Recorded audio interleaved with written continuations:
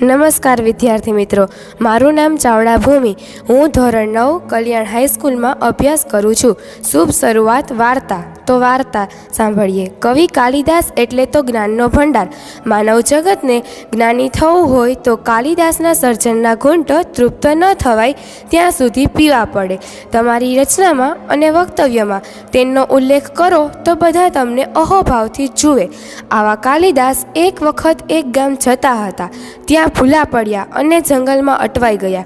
નજીકમાં કોઈ ગામ દેખાય તે આશાએ કેટલાય માઇલ ચાલ્યા.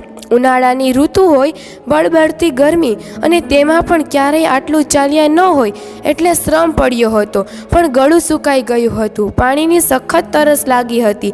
એવામાં જંગલની મધ્યે એક લઘર વઘર વૃદ્ધા તેની ઝૂંપડીમાં રોટલા ટીપતી જોઈ કાલિદાસનો શ્વાસ બેઠો.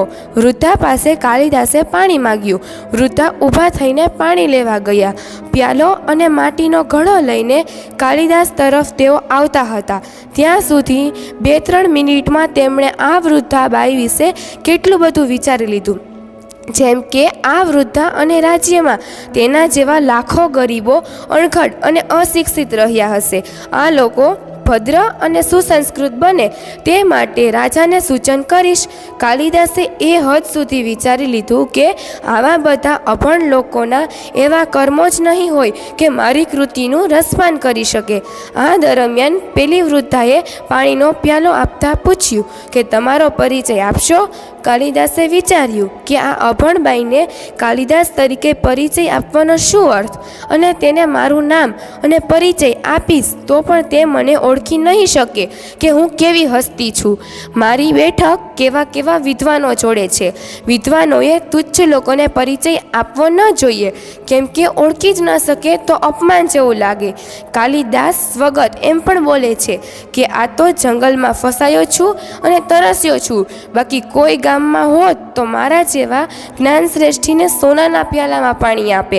જ્યારે કોઈ ખૂબ શિક્ષિત જ્ઞાની વ્યક્તિ તેના કરતાં જેને તુજ સમજતો હોય તેની દયા અને અનુકંપાને આધીન થઈ જાય તો તેનો અહમ ખુવાતો હોય છે.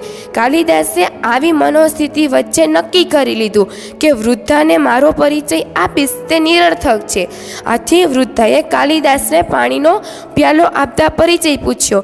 તે સાથે જ કાલિદાસે કહ્યું કે હું એક પ્રવાસી છું અને જંગલમાં અટવાયો છું. તરત જ વૃદ્ધાએ કહ્યું, તમે પ્રવાસી ન હોઈ શકો, કેમ કે પ્રવાસી તો 2 જ હોઈ શકે, સૂર્ય અને ચંદ્ર. બંને રોજ ઉગે છે અને અસ્ત પામે છે, તેમજ સતત ફરતા રહે છે. કાલિદાસને આવા વળતા પ્રતિભાવથી જરા અચરજ થયું અને તેમણે કહ્યું કે અચ્છા, તો હું પ્રવાસી નથી પણ તમારો મહેમાન છું એમ માનો. હવે પેલી વૃદ્ધા કહે છે કે ના, તમે મહેમાન પણ ન હોઈ શકો. માત્ર 2 અવસ્થાને જ મહેમાનો કહી શકાય, યુવા અને સંપત્તિ, કેમ કે બંને આપણા જીવનમાં કાયમી નથી રહી શકતી.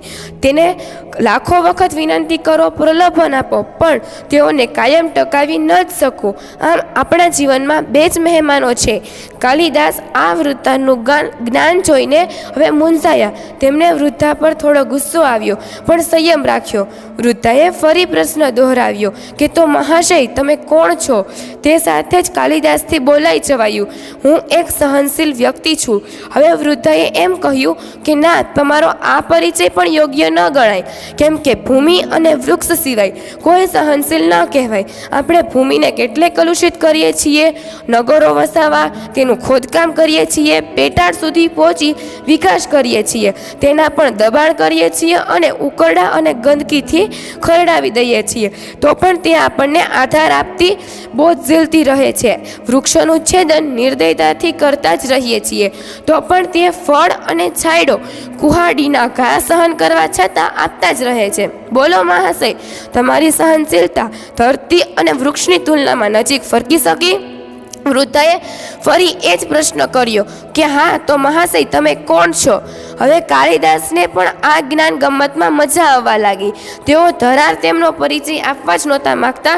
તેથી તેમણે નક્કી કર્યું કે હું એક ઝકી અને જડ વ્યક્તિ છું. વૃદ્ધા પાસે આનો પણ જવાબ તૈયાર હતો. વૃદ્ધાએ કહ્યું, તમે જળ કે ઝકી પણ ન હોઈ શકો, કેમ કે નખ અને વાળ એ બે જ ઝકી કહી શકાય, કેમ કે તમે ગમે તેટલી વખત તેને કાપો તો ફરી ઉગી જ નીકળે છે. હવે કાલિદાસને ફરી પરિચય પૂછવામાં આવે છે ત્યારે થોડા ઘમંડ મિશ્રિત ટોનમાં ઉત્તર આપે છે કે તો બસ હું એક મૂર્ખ છું. વૃદ્ધા કાલિદાસ સ્તંભ થઈ જાય છે તેમ કહે છે, ના, તમે મૂર્ખ ન હોઈ શકો. બે જ ખરા મૂર્ખ કહેવાય. એક તો દેશના રાજા એવા હોય કે જેની ક્ષમતા ન હોય અને શાસન કરતા હોય, અને બીજા મૂર્ખ એવા મંત્રી છે જે આવા રાજાની ખુશામત કરીને તેને એવા ભ્રમમાં સતત રાખે છે. તમે યુગ પુરુષ છો. કાલિદાસને હવે અહેસાસ થાય છે કે જેને તેઓ પહેરવેશ, જાતિ અને રહેણાંકને પાર્શ્વમાં રાખીને તુચ્છ તરીકે મૂલવતા હતા, તે વૃદ્ધાએ તેને જ્ઞાનની રીતે હરાવી દીધો છે. કાલિદાસ વૃદ્ધાના ચરણોને સ્પર્શ કરી આશીર્વાદ અને માફી બંને માગતા કહે છે, મને માફ કરો માતા, મારા અહંકાર અને અજ્ઞાન બદલ ભારે શરમ અનુભવું છું. મારા માટે દયા કરો અને પાણીનો પ્યાલો મને આપો. કાલિદાસ આ વૃદ્ધાના ચરણોને સ્પર્શ કરીને માથું ઊંચું કરીને ઊભા થવા જાય છે. ત્યાં તેના આશ્ચર્ય અને ધન્યતા વચ્ચે તે વૃદ્ધાની જગ્યાએ સાક્ષાત સરસ્વતી માતા જ તેને દર્શન આપવા ઊભા હોય છે.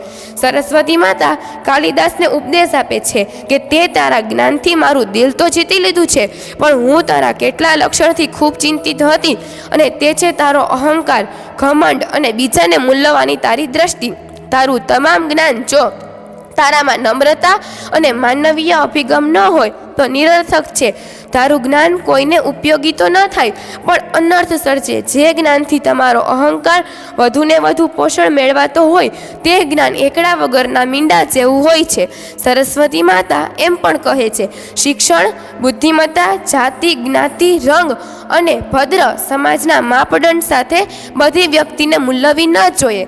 અહંકારી જ્ઞાની તો મોટી સંખ્યામાં છે, પણ તેઓ આત્મસાક્ષરતાની અવસ્થા ક્યારેય ન પામી શકે. તેઓ બધાના હૃદયમાં ક્યારેય ચિરંજીવ સ્થાન ધારણ ન કરી શકે.